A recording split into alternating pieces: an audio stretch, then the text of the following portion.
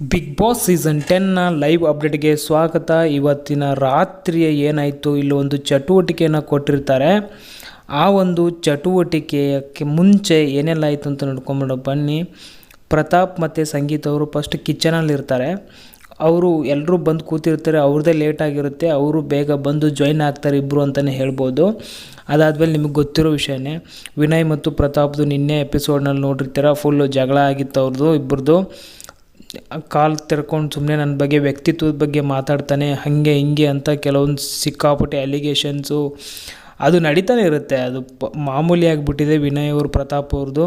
ಅದು ನೋಡೋರ್ಗೂ ಕೂಡ ಓಕೆ ಬಿಡು ಇವ್ರದ್ದು ಇದ್ದಿದ್ದೆ ಅನ್ನೋ ರೀತಿಯಲ್ಲಿ ಆಗಿಬಿಟ್ಟಿದೆ. ಅಲ್ಲಿ ಪ್ರತಾಪು ಅಣ್ಣ ಅಣ್ಣ ಇಲ್ಲದೆ ಮಾತಾಡೋದಿಲ್ಲ.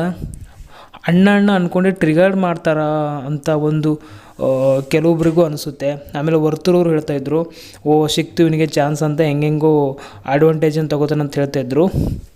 ಬಟ್ ಇಲ್ಲಿ ಒಂದು ಚಟುವಟಿಕೆ ಕೊಡೋಕ್ಕಿಂತ ಮುಂಚೆ ಪ್ರತಾಪ್ಗೆ ಸಾರಿ ಕೇಳಿದ್ದಾರೆ ವಿನಯ್ ಅವರು. ಸಾರಿ ಪ್ರತಾಪ್, ಏನಾದರೂ ಬೇಜಾರಾಯ್ತಾ ನಿನ್ನೆಂದಕ್ಕೆ? ಏನಿಲ್ಲ ಅಣ್ಣ ಅಂತ ಅವರು ಮಾಮೂಲಿ ಒಂದಾಗ್ತಾರೆ, ಮತ್ತೆ ಜಗಳ ಆಡ್ತಾರೆ. ಬೇಕಂತ ಉದ್ದೇಶಪೂರ್ವಕವಾಗಿ ವಿನಯ್ ಅವರು ಜಗಳ ತೆಗಿತಾರ, ಬೇಕಂತ ಇಲ್ಲೊಂದು ಇದಾಗುತ್ತೆ. ಚಿಕ್ಕ ಚಿಕ್ಕ ಮ್ಯಾಟ್ರಿಗೂ ಬೇಕಂತನೂ ಬಂದು ನನ್ನ ವ್ಯಕ್ತಿತ್ವ ಬಗ್ಗೆ ಮಾತಾಡ್ತೀಯ ಹಂಗೆ ಹಿಂಗೆ ಅಂತ ಏನಾದರೂ ಗೇಮ್ ಪ್ಲ್ಯಾನ್ ಇರ್ಬೋದು ವಿನಯ್ ಅವ್ರದ್ದು, ಗೊತ್ತಿಲ್ಲ ಆ್ಯಕ್ಚುಲಿ.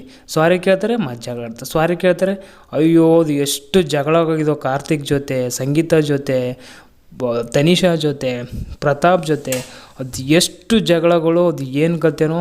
ಅವ್ರ ಜೊತೆ ಇರೋರು ಎಲ್ಲರೂ ಔಟಾಗಿ ಮನೆ ಹೊರಗಡೆ ಹೋಗಿದ್ದಾರೆ ಅಂತ ಕೆಲವರು ಹೇಳ್ತಾರೆ. ಈ ಸಲದ ಬಿಗ್ ಬಾಸ್ ಯಾರು ವಿನ್ ಆಗ್ತಾರಂತ ತಪ್ಪದೇ ಕಮೆಂಟ್ ಮಾಡಿ.